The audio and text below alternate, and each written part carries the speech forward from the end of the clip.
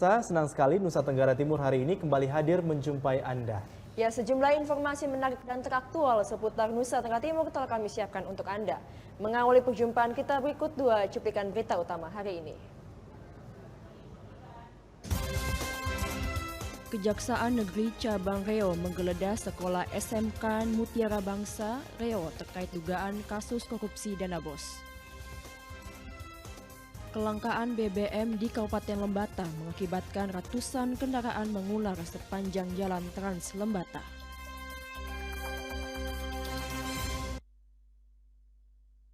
Ya, saudara, cuplikan berita utama tadi akan kami rangkai dengan sejumlah informasi menarik lainnya. Bersama saya Ali Soai. Dan saya Komang Astri, inilah Nusa Tenggara Timur hari ini selengkapnya untuk Anda.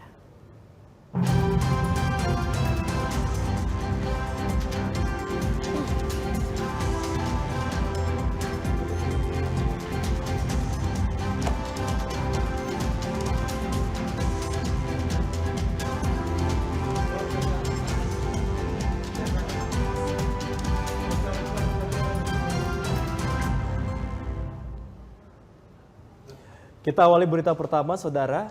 Satuan Khusus Penyidik Pemberantasan Korupsi Cabang Kejaksaan Negeri Manggarai di Riau menggeledah SMK Mutiara Bangsa terkait dugaan kasus korupsi dana BOS di sekolah tersebut.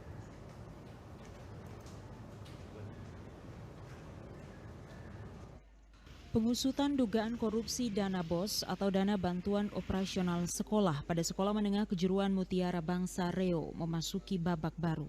Satuan Khusus Penyidik Pemberantasan Korupsi Cabang Kejaksaan Negeri Manggarai di Riau melakukan penggeledahan dokumen-dokumen tahun 2019 dan 2020 di SMK Mutiara Bangsa.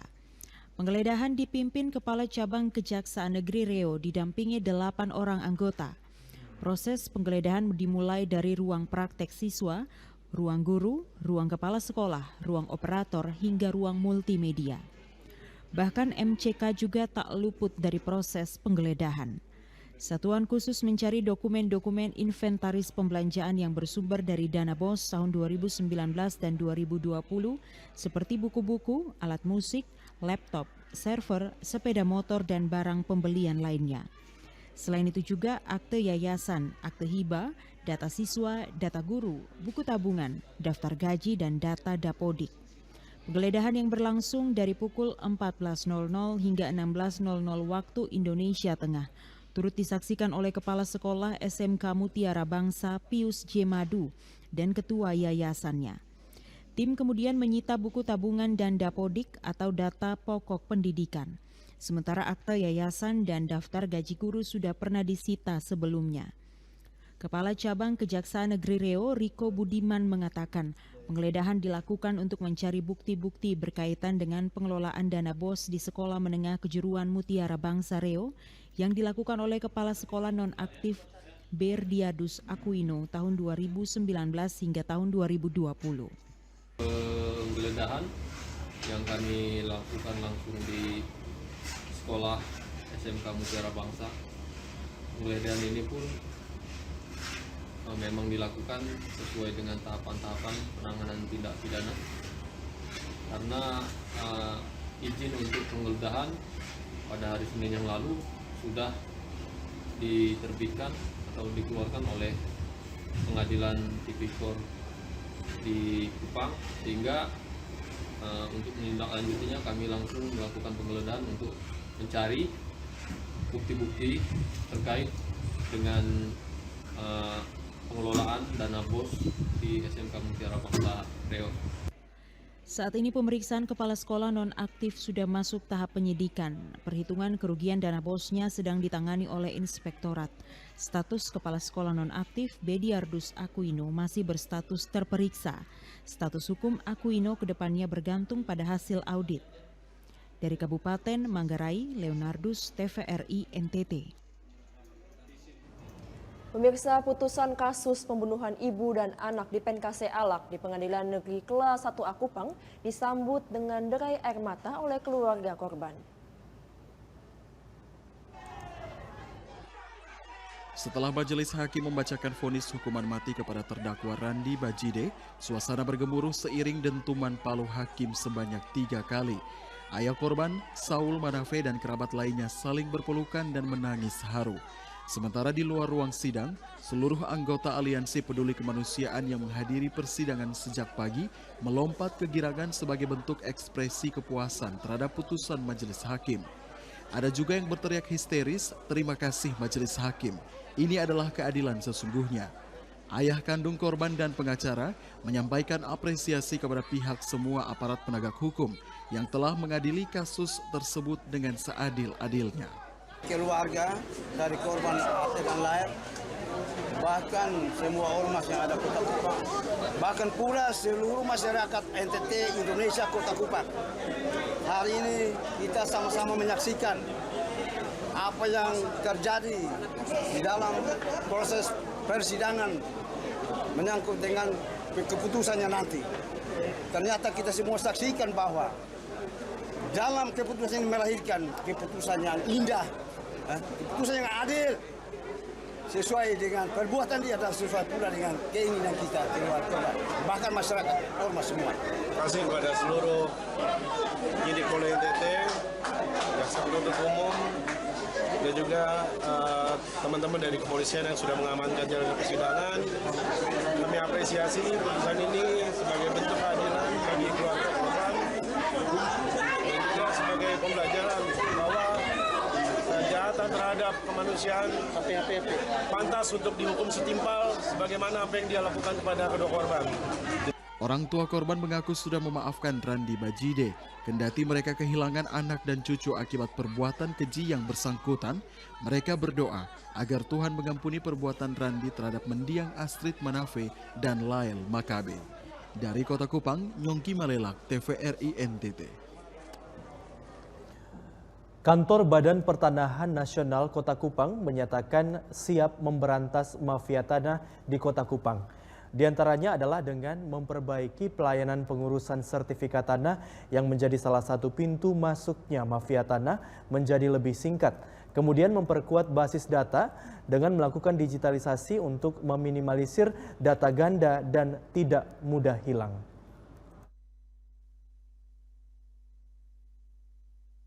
Kepala Kantor Badan Pertanahan Nasional Kota Kupang, Eksam Sodak, mengatakan kasus mafia tanah akhir-akhir ini menjadi perbincangan masyarakat.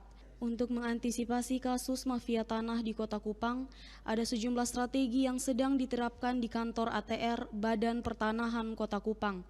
Di antaranya adalah memperkuat basis data dengan melakukan digitalisasi untuk meminimalisir data ganda. Kemudian mempercepat waktu pengurusan sertifikat tanah. Dengan singkatnya waktu pengurusan, kecil kemungkinan masuknya mafia tanah. Pihaknya secara berkala menghimbau masyarakat agar ketika mengurus sertifikat tanah tidak melalui kuasa tetapi mengurus sendiri. Berdasarkan data permohonan pengurus sertifikat yang masuk saat ini, lebih banyak pemilik yang mengajukan sendiri ketimbang kuasa atau dalam presentasi 60 berbanding 40. Angka ini menunjukkan masyarakat Kota Kupang secara perlahan mulai mengurus sendiri karena prosesnya yang singkat. Masyarakat agar bisa memanfaatkan kesempatan yang baik perubahan yang terjadi di Kota Kupang ini dalam kaitan dengan layanan pertanahan. Kita sedang menangani baik-baik, pelayanan juga kita cepatkan sehingga itu mengurangi kans mafia itu masuk. Tahun ini TO mafia tanah di kota ini kita targetnya satu TO. Nah ini nanti kita tindak lanjuti sesuai tahapan di dalam Permen 20/2001 untuk pelaksanaan sampai pada rapat itu dengan APH, Polda khususnya untuk memberantas mafia tanah. Ya sekali lagi kita himbau kepada masyarakat untuk kalau bisa mengurus tanahnya itu sendiri.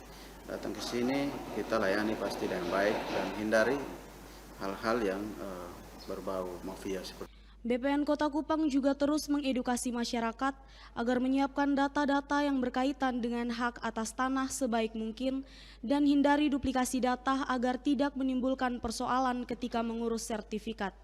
Tim Liputan TVRI NTT. Kita beralih ke Kabupaten Lembata. Warga Desa Lamawolo, Kecamatan Ile Ape Timur, meminta kejelasan status tanah hunian baru di wilayah Tanah Merah. Hal ini menurut mereka penting untuk menghindari konflik atas tanah ini di kemudian hari. Sejumlah perwakilan warga desa Lamawolo, Kecamatan Ile Ape Timur mendatangi kantor Bupati Lembata pada Rabu 24 Agustus 2022. Mereka berniat menemui Pemda Lembata untuk menanyakan kejelasan status tanah di lokasi Tanah Merah yang kini mereka tempati sebagai wilayah relokasi hunian baru. Warga yang terdampak banjir bandang akibat siklon tropis Seroja pada April 2021 lalu ini berharap kejelasan status tanah ini tidak menyulitkan mereka di kemudian hari.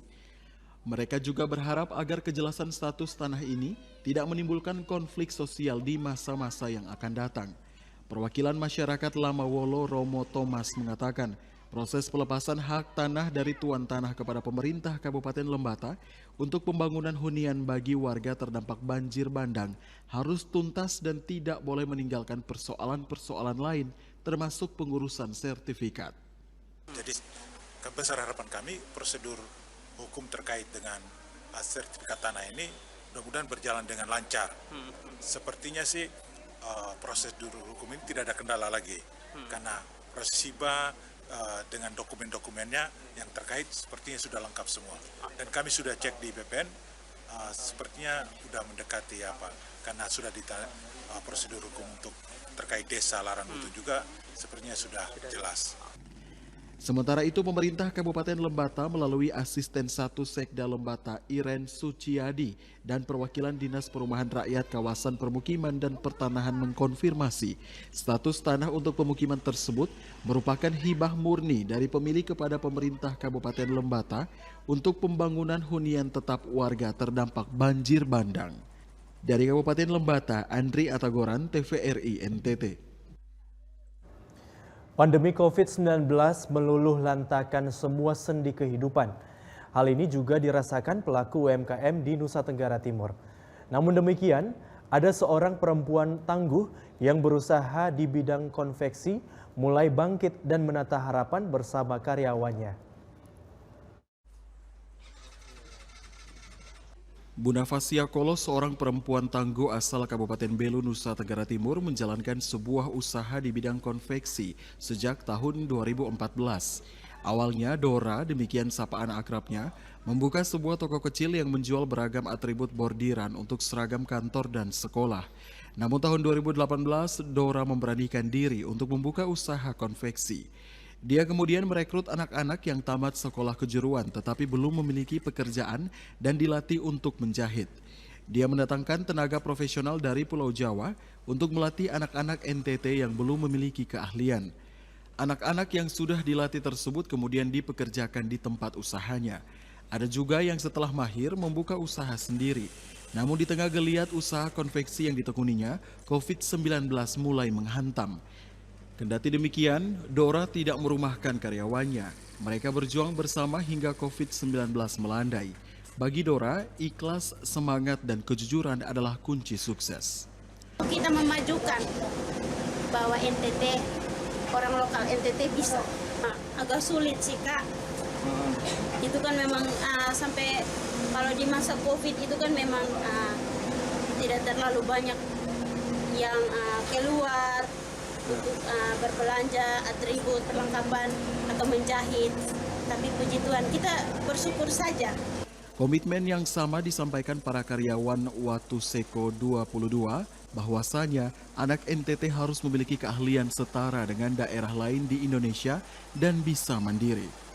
NTT katanya ya ada skill masing-masing. Kalaupun dia sudah bisa, sudah istilahnya sudah mumpuni, itu mau jalan kemana, buka di mana istilahnya, dia mungkin bisa mengumpulkan orang lagi buat lapangan kerja lagi istilahnya. Karena jangan cuma lihat di Pulau Jawa doang istilahnya, oh keahliannya jahit. Kalau di Bandung kan udah terkenal penjahit. Kita membagi pengalaman yang kita dapatkan, susah payah, sederhana. Kita tidak bisa tekan untuk kita sama-sama mereka. Apabila mereka punya niat dan untuk bangun usaha sendiri, kita sangat mendorong dan membantu untuk tambahan lagi apa yang dirasa kurang. Usaha Watu Seko yang dirintis Bonifacia Kolo kini sudah berada pada titik tumbuh yang pesat dengan omset mencapai ratusan juta rupiah per bulan. Bahkan kini Bonifacia sudah mempekerjakan 43 orang karyawan. Di Watu Seko, semua jenis pakaian bisa diproduksi, mulai jas DPRD, bupati, seragam kepala desa, linmas, seragam sekolah dan lainnya dengan harga yang sangat terjangkau. Dari Kota Kupang, Nyongki Malelak, TVRI NTT.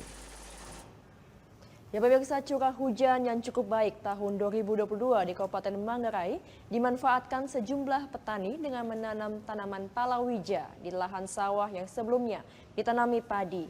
Para petani mulai merasakan manfaatnya setelah memanen hasil tanaman palawija berupa jagung dan kacang-kacangan yang mereka hasilkan.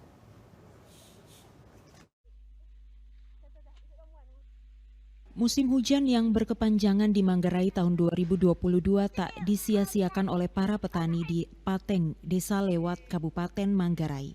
Para petani memanfaatkan dengan menanam aneka tanaman palawija seperti jagung dan kacang-kacangan. Maria Vesinta, salah seorang petani muda asal Desa Lewat, mengatakan baru kali ini ia dan kawan-kawan menanam tanaman jagung dan kacang-kacangan pada lahan yang sebelumnya dipergunakan untuk menanam padi. Hasilnya ternyata cukup menjanjikan. Keuntungan dari hasil panen jagung dan kacang-kacangan dipergunakan untuk memenuhi kebutuhan hidup sehari-hari. Pertama kali kami menanam jagung dengan kacang-kacang.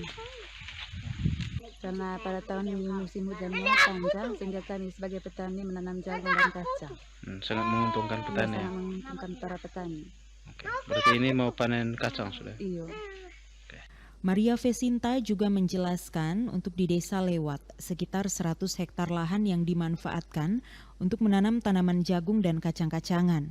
Mereka berharap agar hasil panenan mereka mendapatkan harga jual yang tinggi, sehingga dapat membantu perekonomian petani di daerah mereka. Para petani berkomitmen tahun depan akan lebih memanfaatkan lahan tidur menanam tanaman palawija. Dari Kabupaten Manggarai, Leonardus, TVRI NTT. Sejumlah pedagang di Pasar Baru Kota Atambua, Kabupaten Belu mengaku sampai saat ini belum menjual minyak goreng dengan merek Minyak Kita karena memang minyak kita belum tersalurkan hingga masyarakat. Pedagang berharap dengan hadirnya minyak kita dapat meringankan beban ekonomi masyarakat karena dijual dengan harga yang terjangkau.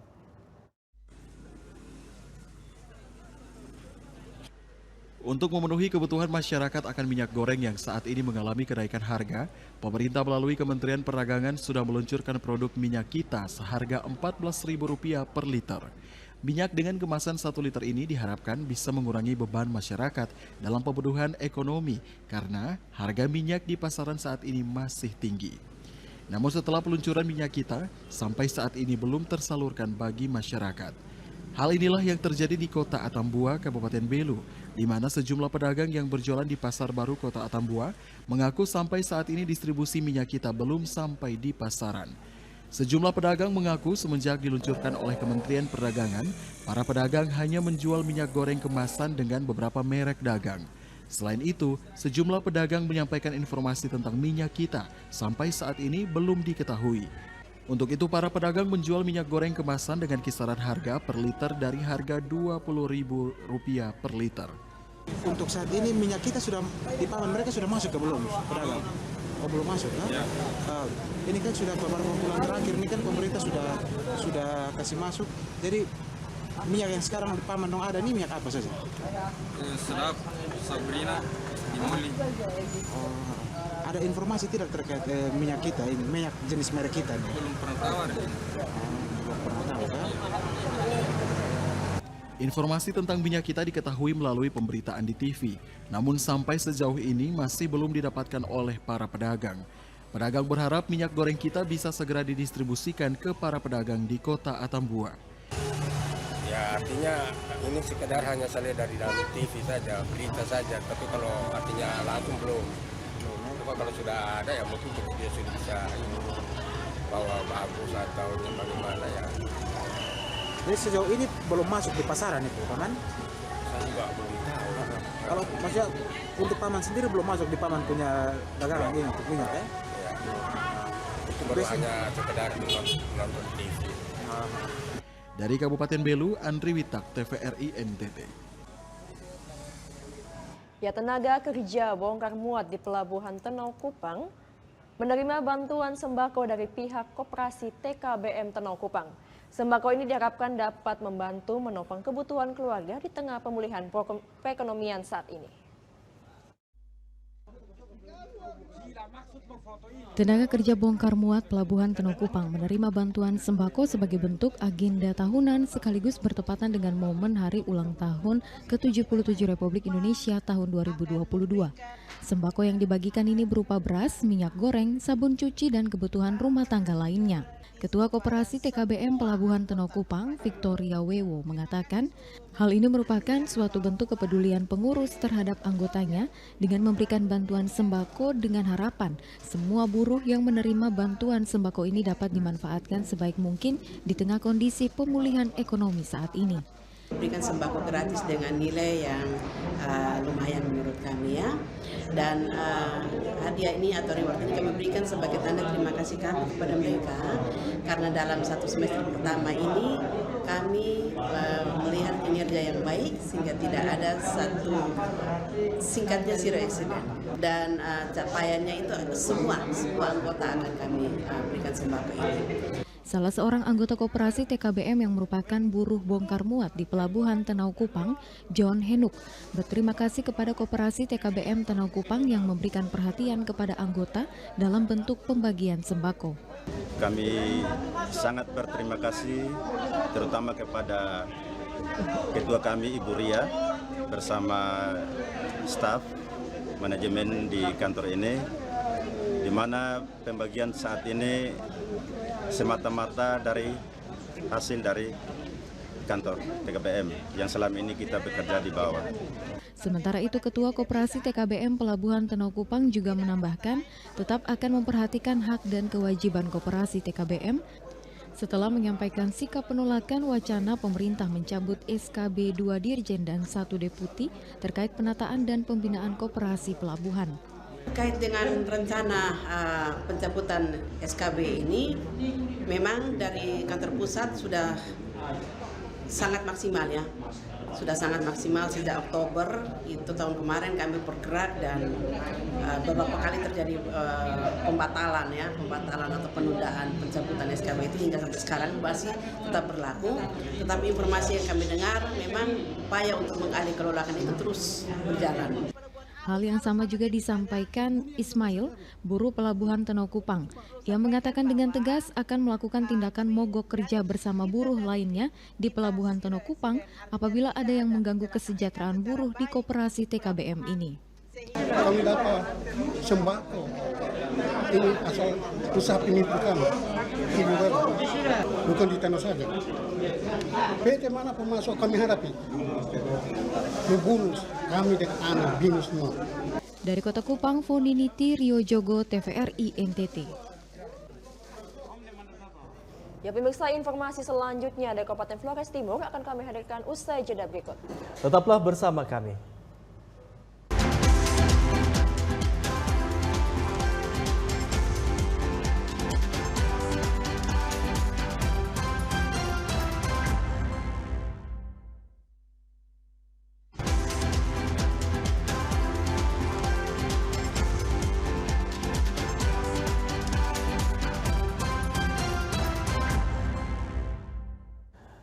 Terima kasih Anda masih bersama kami di Nusa Tenggara Timur hari ini. Pemerintah Kecamatan Solor Selatan, Kabupaten Flores Timur terus mendorong para kepala desa untuk secepatnya merealisasikan dana bantuan langsung tunai atau BLT kepada masyarakat. Percepatan pencairan bantuan langsung tunai dalam rangka menjaga keseimbangan perekonomian masyarakat di tengah pandemi COVID-19.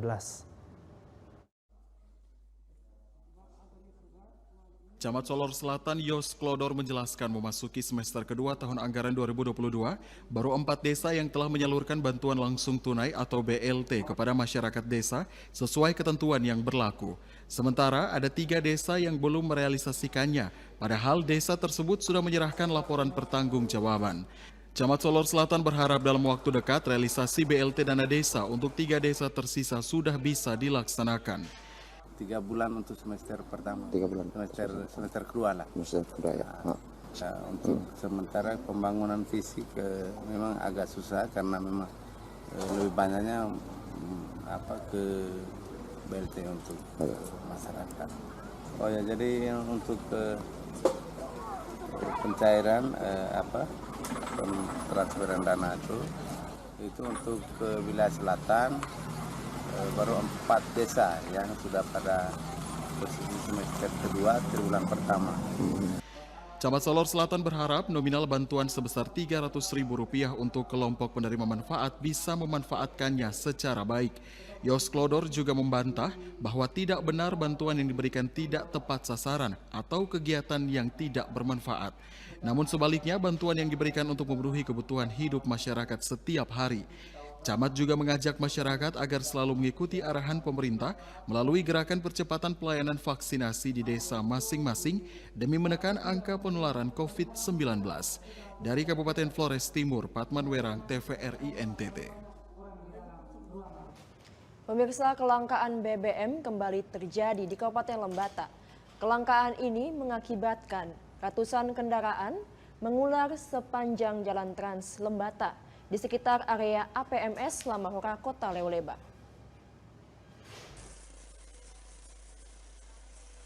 Ratusan kendaraan roda 2 dan roda 4 ini menggular sepanjang Jalan Trans Lembata untuk mengantri pengisian BBM di agen pengisian minyak dan solar atau APMS Lamahora, Kota Leoleba.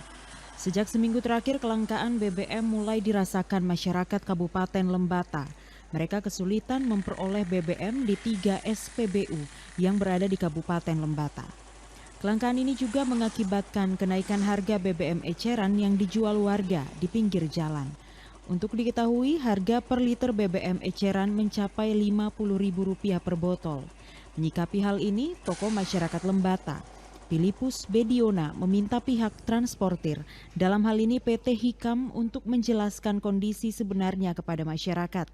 Menurutnya, kuota BBM di Larantuka yang disuplai ke Kabupaten Lembata harusnya cukup untuk memenuhi kebutuhan masyarakat Kabupaten Lembata. Namun kelangkaan BBM bisa terjadi jika pihak transportir tidak mampu mendatangkan BBM sesuai dengan kuota yang dibutuhkan masyarakat Lembata. Bagi saya, ini persoalan yang mestinya dibuka oleh transportir gitu ya. Transportir mesti membuka mulut. Berapa ribu liter yang dibawa tiap hari ke Lembata. Itu harus dibuka oleh transportir.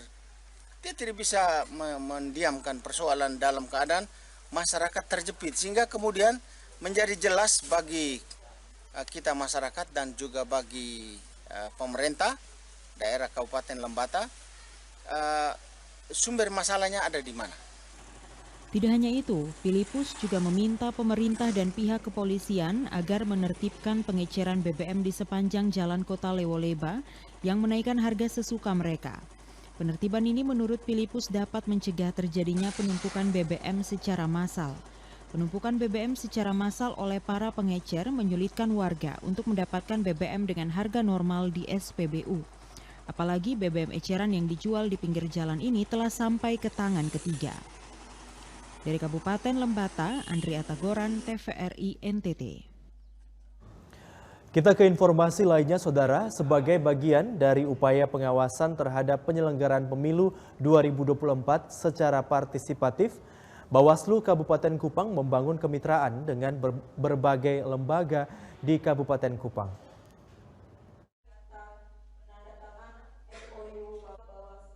Badan Pengawas Pemilihan Umum merupakan lembaga penyelenggara pemilu yang bertugas mengawasi penyelenggaraan pemilu di seluruh wilayah Negara Kesatuan Republik Indonesia. Dalam tugasnya, bertugas mengawal setiap tahapan penyelenggaraan pemilu. Salah satu yang sedang dilakukan saat ini adalah pengawasan terhadap tahapan pemilu 2024 yang sedang berjalan. Untuk itu, Bawaslu perlu membangun pengawasan secara partisipatif yang berbasis kemitraan dengan masyarakat melalui kelembagaan yang ada di masyarakat. Ketua Bawaslu Kabupaten Kupang, Martoni Reo, mengatakan Bawaslu Kabupaten Kupang dalam melakukan tugas pengawasan mereka sangat kekurangan personil. Untuk itu perlu membangun pengawasan secara partisipatif yang berbasis kemitraan. Bawaslu kemudian melakukan MOU dengan lembaga yang ada di masyarakat, seperti lembaga keagamaan, LSM, Ormas, organisasi mahasiswa, media massa, dan berbagai lembaga lainnya. Pengawasan partisipatif bertujuan untuk meningkatkan pengawasan secara maksimal. Pengawas pemilu terbatas, ya. Terbatas artinya apa? Tidak mampu menjangkau semua wilayah di Kabupaten Kupang. Karena itu dengan hadirnya teman-teman stakeholder, lembaga-lembaga pengawas partisipatif ini akan membantu kita dalam menyampaikan terkait dengan pendidikan politik, pendidikan kepemiluan, bahkan isu-isu yang tadi saya sebutkan kita tekan. Minimal di setiap lembaga, organisasi itu dia akan membawa berita ini, bahwa ini dari bawah tidak boleh, ini tidak boleh, kita harus saling menghormati, kita harus membawa sukacita damai dalam pemilu. Sementara itu, Kordif Pengawasan dan Hubungan Antar Lembaga Maria Yulita Sarina mengatakan, dari 29 lembaga dan organisasi di Kabupaten Kupang, yang diundang 22 lembaga atau organisasi saja yang hadir. Ke-22 lembaga tersebut melakukan penandatanganan MOU atau nota kesepahaman untuk bermitra dan melakukan pengawasan secara partisipatif untuk meminimalisir pelanggaran penyelenggaraan pemilu 2024 nanti. Di Kabupaten Kupang, kecurangan-kecurangan dalam pemilu itu bisa kita minimalisir karena mulai terlibatnya masyarakat dalam pengawasan partisipatif. Dengan terlibatnya masyarakat secara aktif dalam seluruh proses pemilu yang akan datang, proses demokrasi yang kita bangun di Kabupaten Kupang akan semakin baik. Kemudian pemilu itu sendiri akan berjalan dengan lancar, kemudian damai, dan tentu saja pemilu itu akan menghasilkan sebuah hasil yang benar-benar jujur, adil, dan luber. Maria Yunita Sarina berharap pengawasan secara partisipatif ini dapat menciptakan pemilu yang langsung, bebas, umum, rahasia, jujur, dan adil di Kabupaten Kupang. Dari Kabupaten Kupang, Chris Poto, TVRI NTT. United States Agency for International Development Indonesia bekerjasama dengan Majelis Pembina Kesehatan Umum Pimpinan Pusat Muhammadiyah akan menggelar vaksinasi massal di 4 kabupaten di Nusa Tenggara Timur dengan target 20.000 orang. Mencermati data capaian vaksinasi di Nusa Tenggara Timur, masih ada 4 kabupaten yang capaian vaksinasi dosis 1, 2, dan booster masih tergolong rendah, yakni Kabupaten Kupang, Rotendao, Sumba Barat Daya, dan Kabupaten Timur Tengah Selatan. Hal ini diakibatkan oleh rendahnya pemahaman masyarakat terkait manfaat vaksin bagi kesehatan. Oleh karena itu, USAID dan MPKU PP Muhammadiyah menggelar pelatihan bagi sejumlah trainer untuk selanjutnya melakukan sosialisasi dan edukasi bagi masyarakat di keempat kabupaten tersebut. Setelah dilakukan edukasi, maka akan dilanjutkan dengan vaksinasi massal dengan target 5.000 orang per kabupaten. Kita mengumpulkan unsur-unsur stakeholder dari 4 kabupaten tersebut, baik pelaksana program, dinas kesehatan, pihak mitra lain seperti TNI Polri untuk hadir di sini sama-sama memetakan strategi-strategi yang bisa kita lakukan dalam mengkampanyekan vaksinasi ini. Itu kemarin. Nah, hari ini kita lebih berorientasi pada peningkatan kapasitas agar teman-teman di lapangan yang nanti bertindak sebagai fasilitator edukasi vaksin bisa memiliki bekal untuk melakukan edukasi di masyarakat. Menggunakan media ini mereka lebih terarah, walaupun sebenarnya mereka memiliki pemahaman yang luas juga, kita tidak bisa pungkiri tentang vaksin COVID, tapi supaya lebih terarah, kemudian lebih pede jika memiliki alat bantu, dan dengan memberikan informasi yang jelas kepada masyarakat, nanti masyarakat mindsetnya, pendapatnya tentang vaksin itu bisa menjadi positif. Margareta Farsiana, Kasih Surveillance dan Imunisasi Dinas Kesehatan Kabupaten Kupang, mengatakan kegiatan yang digagas USAID dan MPKU PP Muhammadiyah sangat bagus dan membantu pemerintah dalam upaya percepatan vaksinasi.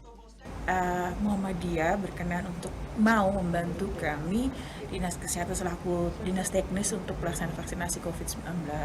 Dan kami sangat bersyukur sekali karena dengan ini nanti kami percaya bahwa ini akan meningkatkan antusias masyarakat untuk berpartisipasi. Kenapa? Karena selama ini kan partisipasi masyarakat itu sudah mulai menurun. Sehingga dengan adanya pemuda Muhammadiyah nanti bisa membantu kami. Pelayanan vaksinasi yang digelar di wilayah Kelurahan Nevonaik selama untuk diketahui pada tahap awal, yakni bulan Juni, USAID MPKU PP Muhammadiyah telah menggelar vaksinasi di 71 kabupaten kota dari 25 provinsi dengan 670.000 dosis. Dari Kota Kupang, Nyongki Malelak, TVRI NTT. Kegiatan TNI Manunggal Membangun Desa atau TMMD ke-114 di Desa Niuk Baun, Kecamatan Amarasi Barat, akhirnya resmi ditutup dan berhasil membangun 5 sasaran fisik.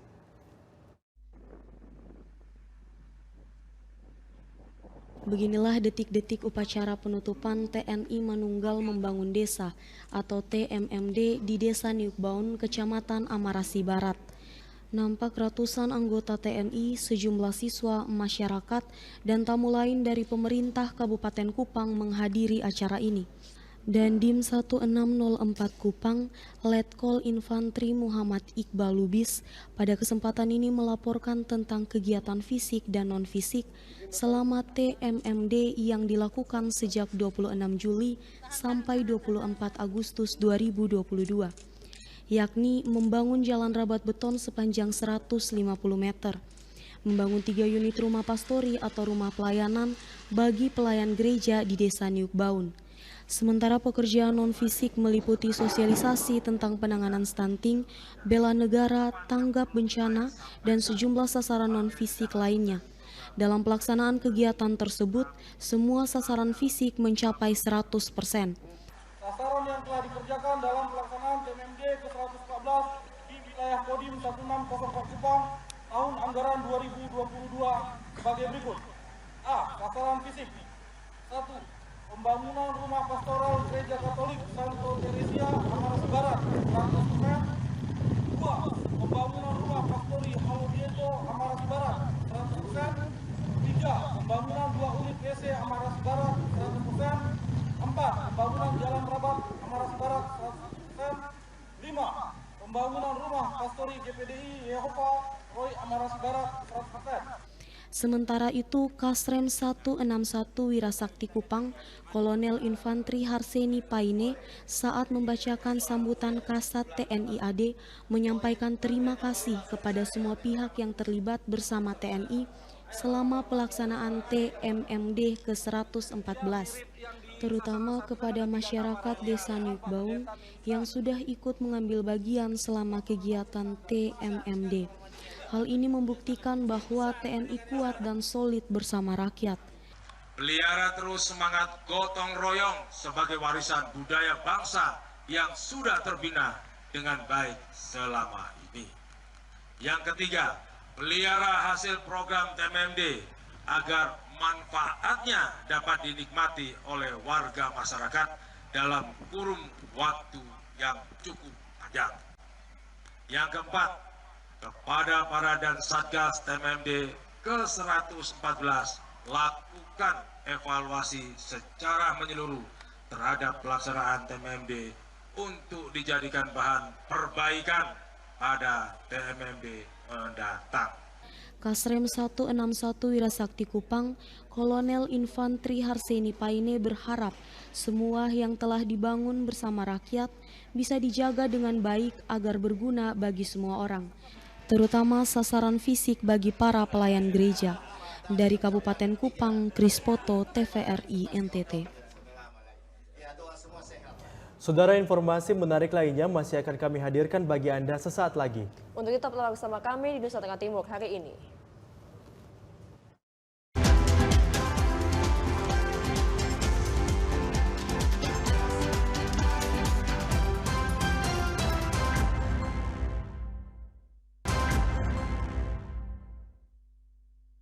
Terima kasih Anda masih bersama kami di Nusa Tenggara Timur hari ini. Pemirsa dan Lanut Eltari Kupang, Marsikal Madya TNI Aldrin Petrus Mongan menutup kegiatan Tentara Manunggal Membangun Desa TMMD ke-114 tahun 2022 di Desa Maukuru, Kecamatan Alor Timur, Kabupaten Alor. Dalam TMMD kali ini, TNI bersama rakyat berhasil membuka jalan sepanjang 2 km yang menghubungkan ke sejumlah desa di Kecamatan Alor Timur dan normalisasi kali.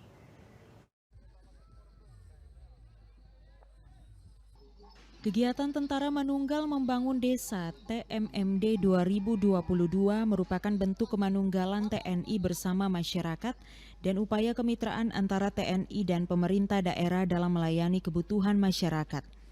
Dalam kegiatan Tentara Manunggal Desa TMMD ke-114 di Kabupaten Alor, selain mengerjakan fisik proyek berupa ruas jalan dan menormalisasi kali serta pembangunan 1 unit lapangan voli, juga kegiatan non-fisik berupa TNI, sosialisasi bahaya narkoba bagi kesehatan. Adapun ruas jalan yang berhasil dibangun dalam TMMD 2022 adalah ruas jalan menghubungkan 2 desa dan 1 kelurahan, yakni Desa Maukuru, Desa Mausamang, dan Kelurahan Kolana, Kecamatan Alor Timur, Kabupaten Alor, sepanjang 2 km. Dan Lanut Eltari Marsikal Pertama TNI Aldrin Petrus Mongan berharap sarana dan prasarana yang sudah dibangun ini bisa ditingkatkan oleh pemerintah daerah sebagai mitra kerja sehingga bisa berguna dan bermanfaat bagi masyarakat.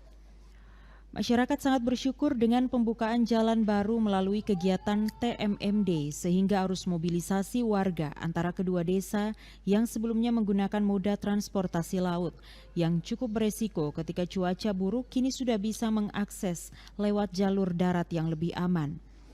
Masyarakat juga berharap bahwa dengan dibukanya ruas jalan oleh TNI bisa mendapat perhatian pemerintah untuk dirubah statusnya dan dibuat lebih baik untuk menghindari kerusakan pasca musim hujan nanti.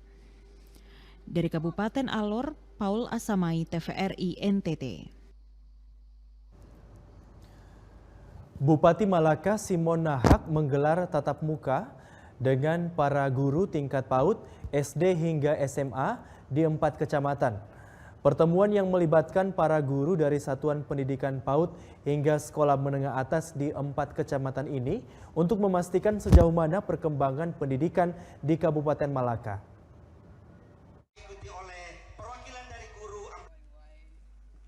Tatap muka dan diskusi terbuka Bupati Malaka dengan para guru di Kecamatan Rinhat selain untuk mengetahui kendala dan kesulitan yang dialami para guru dalam menjalankan proses pendidikan di wilayah Kabupaten Malaka, juga untuk memastikan sejauh mana perkembangan pendidikan di Kabupaten Malaka. Pertemuan ini dilakukan dengan para guru pada satuan jenjang pendidikan TK, PAUD, SD, SMP, dan SMA SMK.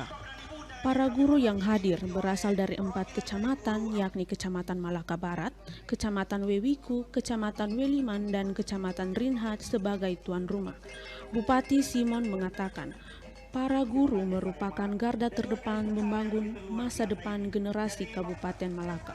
Untuk memajukan pendidikan, para guru harus membangun kerjasama dan berkolaborasi dengan para orang tua. Kendala dan kesulitan yang dialami harus dicari solusi dan jalan keluar bersama di antara para guru, bersama orang tua dan pemerintah daerah. Tujuannya adalah sesuai dengan perintah pembukaan Undang-Undang 45, mencerdaskan kehidupan bangsa. Dan amanat Undang-Undang Sistem Pendidikan Nasional yang harus kita lakukan, yang harus kita kerjakan. Saya tidak bisa kerja sendiri dengan jajaran saya, tidak mungkin. Pasti ada kolaborasi, ada kerjasama. Tanpa itu tidak bisa. Sementara itu, pelaksana tugas Kepala Dinas Pendidikan dan Kebudayaan Kabupaten Malaka, Yohanes Klau mengatakan, indeks prestasi pendidikan di Kabupaten Malaka masih sangat rendah. Selain itu, sebagian besar sekolah-sekolah di Kabupaten Malaka belum terakreditasi B. Untuk itu, dibutuhkan kerja keras dan tanggung jawab bersama dari semua pihak untuk mengembangkan pendidikan di Kabupaten Malaka. Untuk sementara, B itu belum bisa dihitung dengan, maksud saya 5 jari ini masih lebih banyak daripada yang sudah terakreditasi B. Dan ini menjadi pekerjaan berat buat kami, karena arahan ini merupakan salah satu perintah.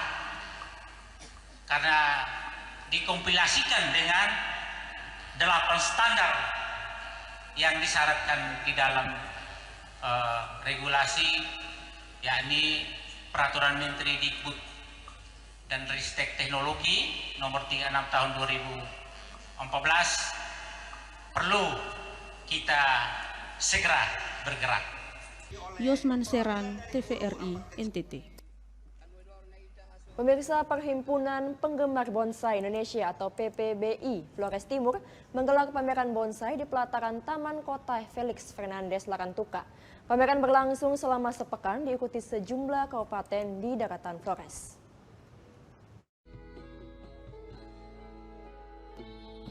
Berbagai jenis bonsai yang dipajang dalam pameran ini antara lain Santigi, Loa, Arabica, Serut Pacar Laut, Hokianti, Arang Hitam, Kelapa, Beringin, dan Asam.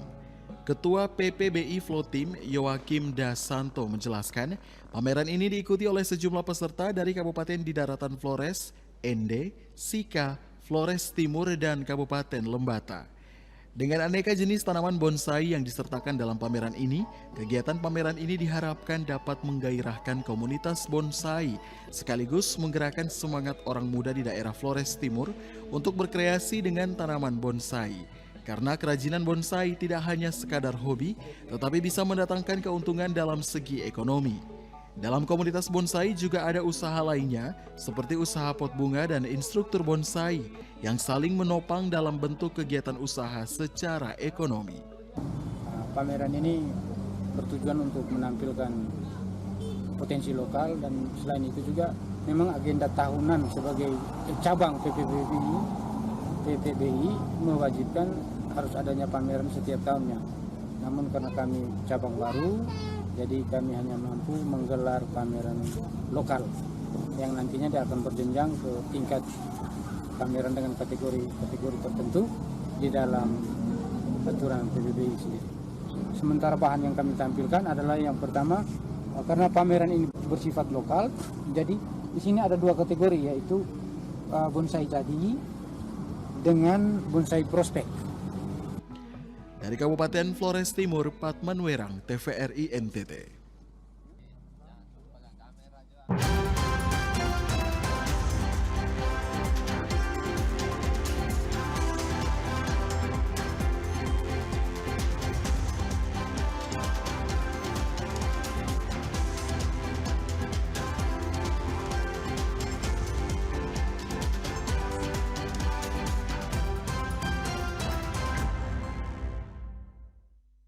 Saudara, informasi tadi sekaligus mengakhiri kebersamaan kita hari ini. Ya, mari beralih ke TV digital untuk kualitas yang lebih baik. Terus saksikan Nusa Tenggara Timur hari ini yang menyajikan informasi secara santun, lugas, dan berimbang. Hanya di TVRI NTT, media pemersatu bangsa. Akhir kata saya, Komang Astri. Dan saya Ali Soaim mewakili seluruh kerabat kerja yang bertugas mengucapkan terima kasih atas kebersamaan Anda. Selamat petang dan sampai jumpa.